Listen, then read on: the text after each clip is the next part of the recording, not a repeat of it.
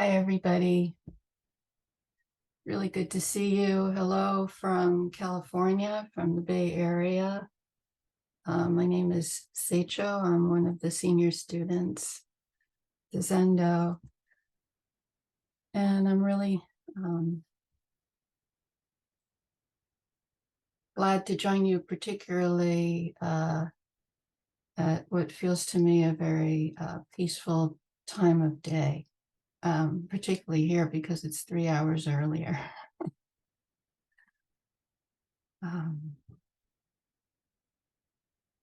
I love seeing all our faces and spaces. I'm not sure if you can see me. Is it a little dark or is it okay? It's okay. All right. So it's just my screen. It's just the way I'm seeing. Yeah. But you're helping to lighten that up.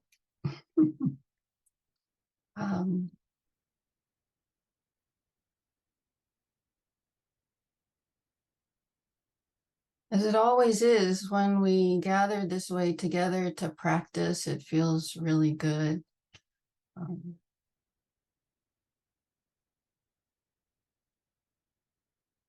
And particularly right now, I don't know how it is for you. I think for many of us, certainly myself included, it's been a very raw and a very tender time, which has included a lot of exposure to catastrophe, to brutality, to complexity of how to be with all of this, and also how to respond. And that can be quite difficult.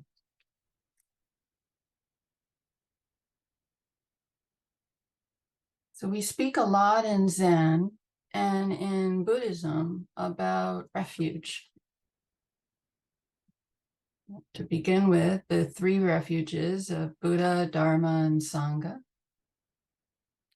And we also speak of living by vow, our bodhisattva vow, to awaken with everyone, to awaken to the wholeness of life, life which includes birth and death.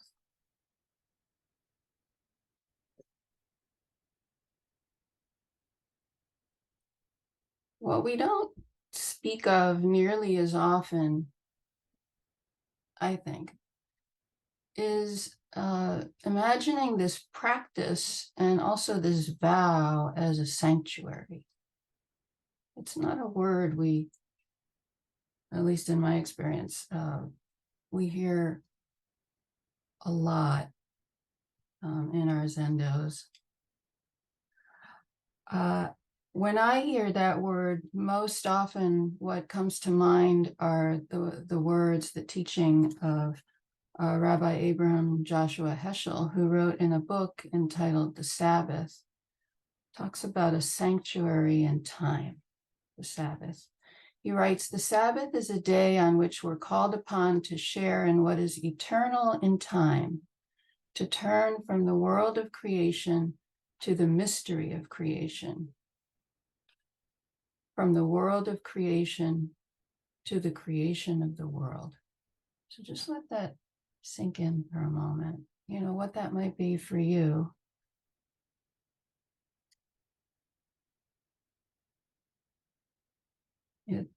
Different religions celebrate, different Abrahamic religions celebrate the Sabbath on different days of the week, and yet resting in that eternal in time, that sanctuary in time,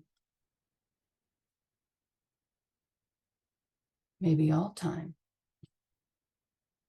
can be a sanctuary. As we say, any day is a good day to practice. And I think this is closely aligned with Dogen Zenji's understanding of time, time being. Dogen, our Zen ancestor, who also lived through quite difficult, tumultuous times of great conflict, violence. So thank goodness, for instance, yesterday we had a zazen, a monthly time to practice together. And because I'm out here in the Bay Area, synchronistically, this also was a monthly day of practice at the Berkeley Zen Center, which I attended in person. And I was very aware of all of us sitting together.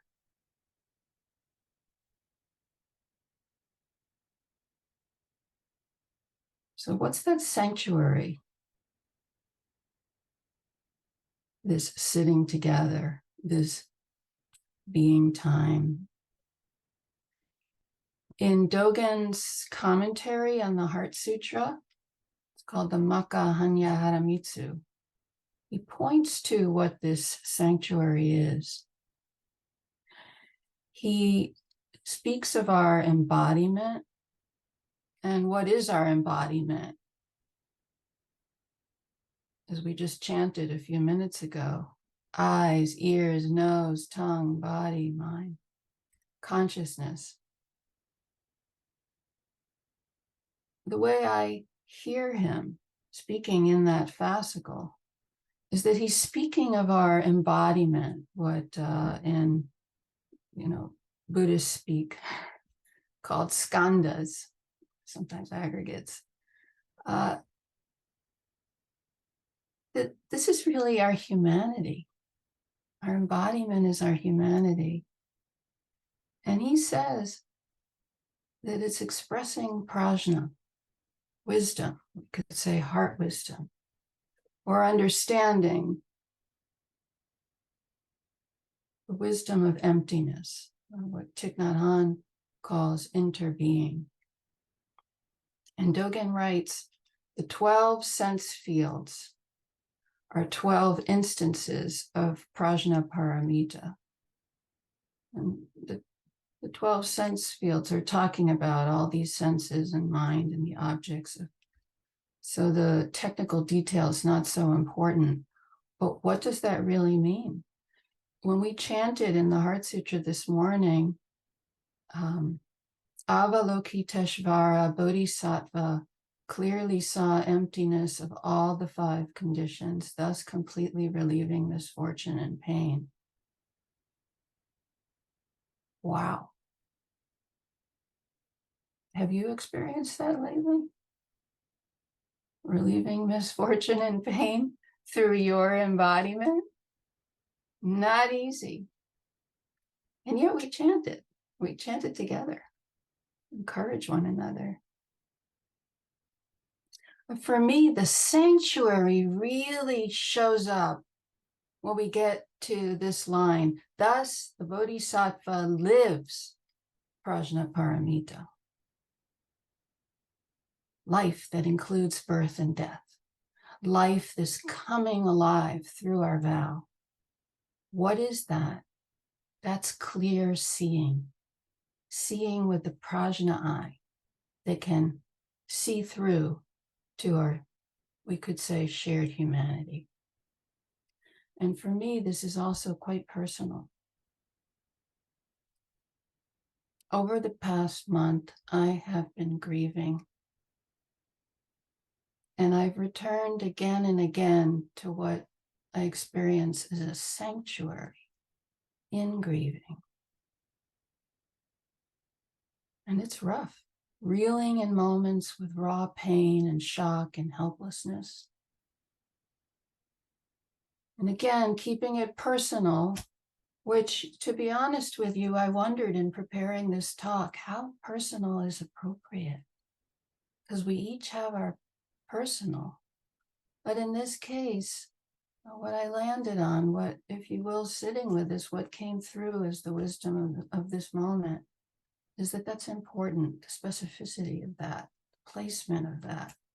And so for me, this has been steady and in the wake of October 7th, which was a day when I received a family group text during a Jewish holiday service I had joined online on that most joyous day on the Jewish calendar. It's called Simchat Torah, and it's the culmination of a holiday that celebrates dwelling in a fragile canopy of peace, a sanctuary, fragile one, known in Hebrew as Sukkot Shalom. And over those next hours, shock and then searing pain rippled through me as I saw horrific images, later videos from somewhere which did not feel far away, somewhere that felt intimately close. Not only a place, an affinity. I'm Jewish. I speak Hebrew. I lived in Israel for 3 years as a child.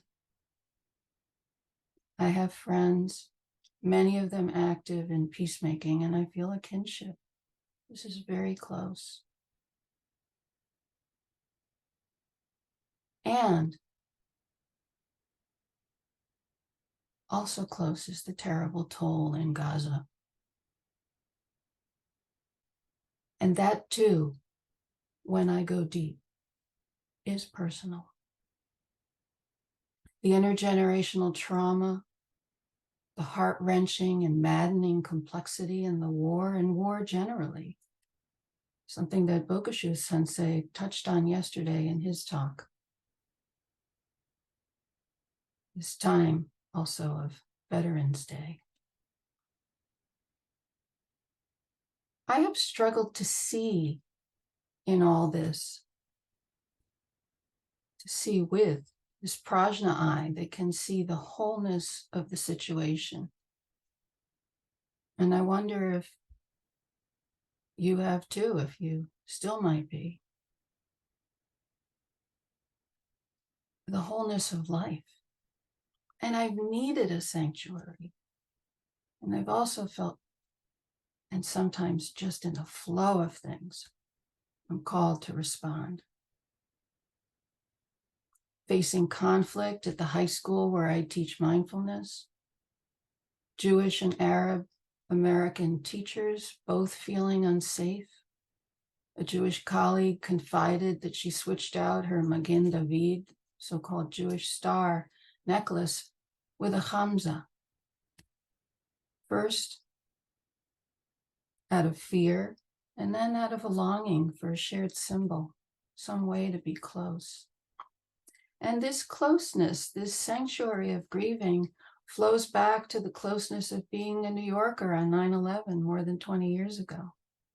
At any time, there is somewhere and something happening that is close in a particular way for each of us. Gaza, Israel, Ukraine, then and there, here and now. I'm grieving also and reeling from an intense increase since October 7th of anti-Semitism, of hate and violence directed towards Jews all over the world.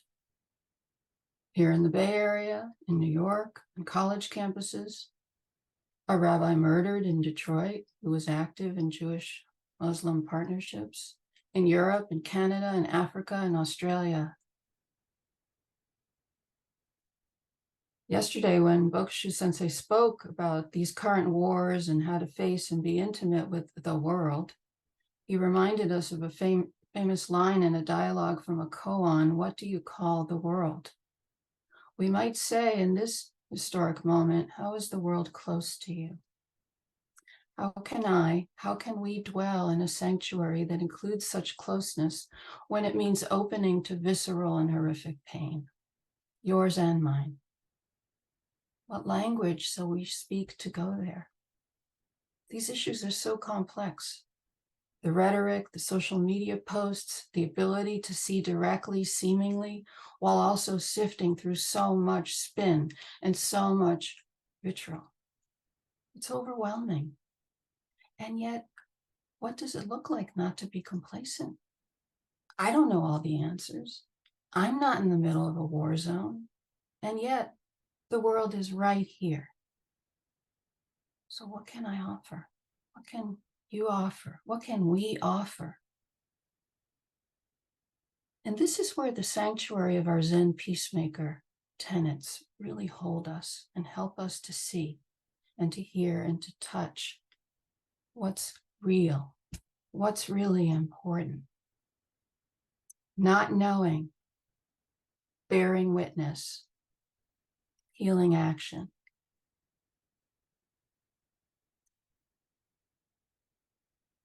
So here's the thing. When the pain really feels off scale, how do you get to not knowing? How do you get there? In my experience, grief is the way. It's our common language for being close. And grief speaks in so many ways. The howling wail and the hushed whimper. The shock, near numb silence. I've experienced all of these in the past month. How about you? And I breathe them in. And there are different Buddhist devices, practices to do that. There's Tonglen, exchanging self and other, really breathing that in and then breathing out. Bearing witness. But in zazen, we sit and we keep turning towards. And when it's too much, trauma-sensitive practices continue to be explored. Sometimes we get up and we do kinhin for a while. You know, during a memorial service,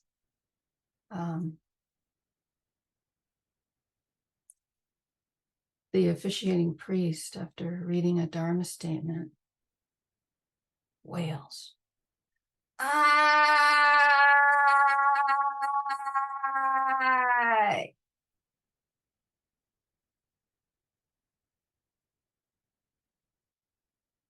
What is that? It's clean pain, healing, moving through us, our embodiment, our humanity. It's the cry of the world of being one with that grief. It's the sanctuary. It's a somatic sanctuary. And there's a koan in the Book of Serenity that really speaks to this. It's case 4. The world honored one points to the ground. As the world honored one was walking with the Sangha, he pointed to the ground with his finger and said, "This spot is good for building a sanctuary." Indra, emperor of the gods, took a blade of grass, stuck it in the ground, and said, "The sanctuary is built." The world honored one smiled. And some lines in the verse include, picking up what comes to hand, he uses it knowingly. Everywhere life is sufficient in its way, no matter if one is as clever as others. We can be vulnerable. We are enough. In this breath, the sanctuary is built. In lifting up what is close at hand and planting it, what emerges can really grow and be of benefit. And this is what helped me this month to co-organize a vigil, which was called A Vigil for Stability and Compassion in the Middle East. This is also how I dealt with a conflict at the school where I work. It's also how I joined a weekly listening circle with American and Israeli Sangha through an organization rooted in the Plum Village tradition called Mindful Peace Building. And just a few days ago, this past Thursday, it's how I landed in a Zen peacemaker circle. And some in the Sangha were there as well. In that peacemaking circle, there were about, I don't know, 150, maybe closer to 200 participants. And we were gathered to listen to 4 people living in the region, in Israel and in the West Bank, who have relatives and roots in Gaza. And one of these folks was Sami Awad, who lives in Bethlehem, I think, and he's executive director of Holy Land Trust. And someone asked him, and I should say that the 4 people who spoke are all very involved in peace work and peacemaking.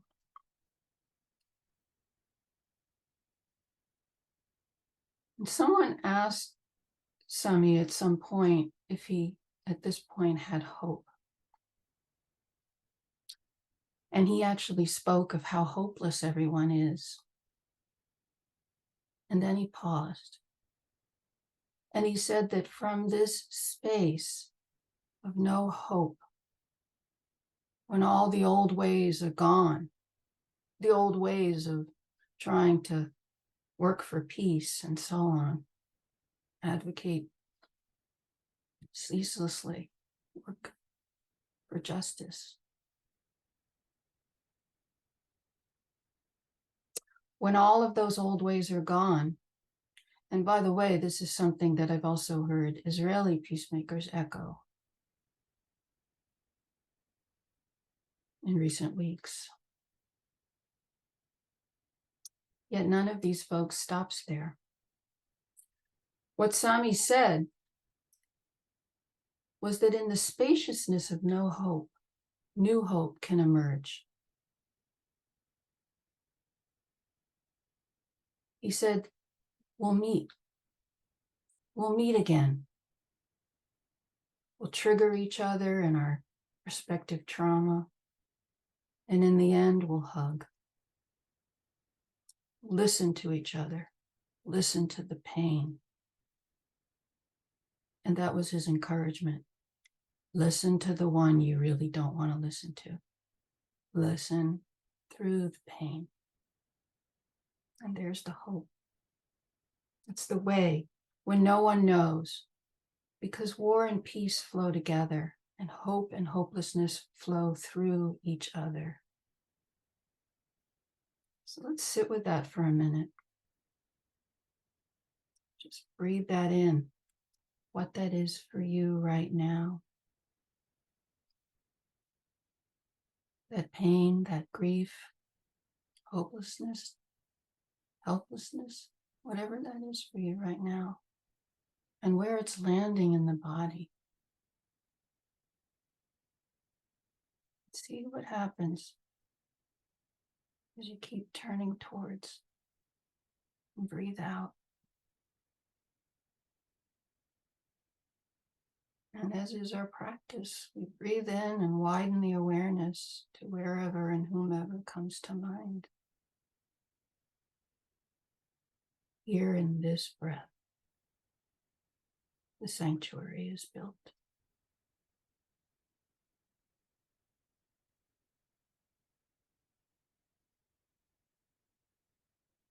I want to close with a story and a poem. The story is very short. A few weeks ago, I was on a hill over in Marin County that overlooks the bay.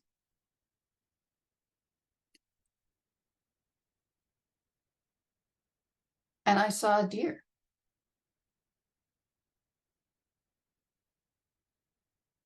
Never seen a deer there before. I go to that particular hill quite often, but saw a deer. and the deer saw me. And often in those moments, you have a moment, you have a little while where you kind of hang together and then one of you moves. But in this case, we stood there a long time.